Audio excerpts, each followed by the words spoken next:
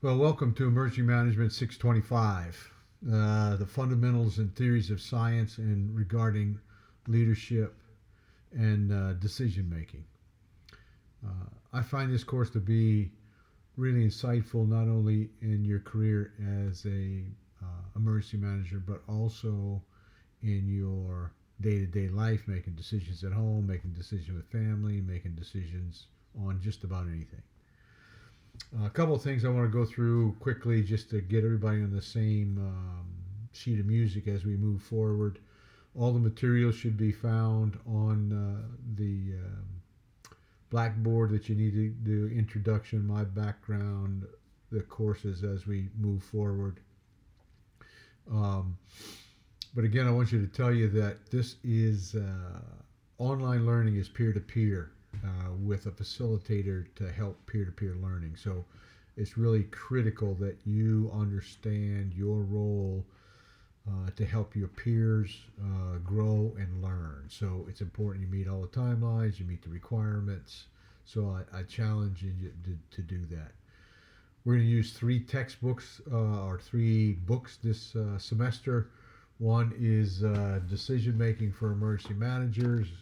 This is where most of your discussion points will be coming from, and it's really critical that you go through this textbook. Great book, great examples on leadership and decision making. So that's the primary discussion points.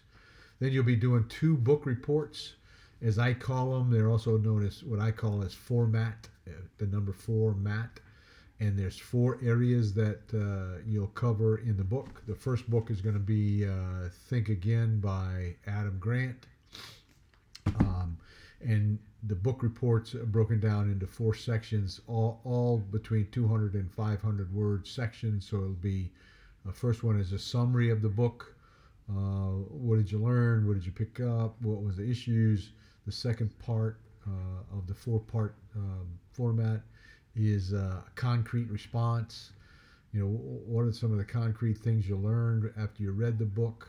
The third thing is, give me some reflection. What jumped out of you? What emotion came out? How are you going to use that information? And then the last section is on what actions are you going to take. So each of the book reports you do, one is going to be like mid-semester, and then the last book report will be on Leadership Theory and Practice, 9th edition. And it'll be using the same format. It'll be using summary, concrete response, reflection, and action, all somewhere between 250 and 500 words. So those are 2 book reports plus the discussion points. There'll be no final exam. I talked to you through the week. So one of the first things you're going to have to do is register or have a FEMA an account.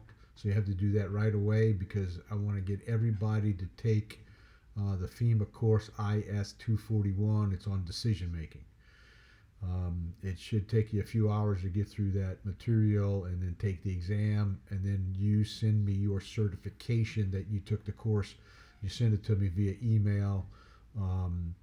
You can take a photocopy of your certification, but you need to send me that certification, so you'll get a few points in that regard.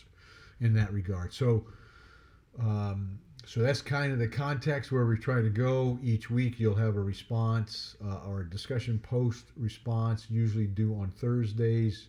There's a word count for that. Pay attention to the word count. I take off points, plus or minus 15 of whatever the word count is. And that's usually due on a Thursday, and then you respond to a colleague on Saturday by midnight with 150 words. And I'm looking for critical thinking, and hey, this is a great report, thank you very much, I love you, all those kind of things. I'm looking for critical thinking and analytical thinking in response to a colleague. You have to respond to at least one colleague each week. So that kind of covers some of the basic requirements. I wanted to get you thinking right away, so that's the purpose of this video. And then there's 4 other areas I want you to think about as you work through this course. First is, you need to develop or understand the decision-making process that you're going to be dealing with. And in the course, you'll see several different types of decision-making processes. So I challenge you in your current position or when you graduate and move into a emergency management position, ask them, what is your decision making process? And if they can't articulate it very well, then use the material from this course and help them identify a decision making process so you can maximize the information, analyze the information, evaluate the information, and then make the best decision that you could possibly make. Then the other three areas I want to kind of talk about are networking and relationship building. As an emergency manager, you're going to be dealing with dozens of organizations and nonprofit organizations, governmental organizations, tribal, state, federal, and they're all going to have their own agenda and they're all going to have their points of view. You're going to have to make and evaluate that information. So understanding first yourself, learn, be self-aware. So as you go through this course, am I introvert? Am I an extrovert? What do I value? What's important to me? Those kind of things. You need to clarify those kind of thinking, those kind of thoughts in your mind as you move forward through emergency management. So learn to be self-aware. And then the next piece is you got to learn to be others aware, because everybody's unique, everybody has a preference, everybody has a learning style, a writing style, a leadership style, and you need to figure those things out so you can then become a better networker and relationship builder by evaluating and understanding yourself and others. So again, I'll cover those again. Understand the decision-making process. What is it? Which one are you going to use?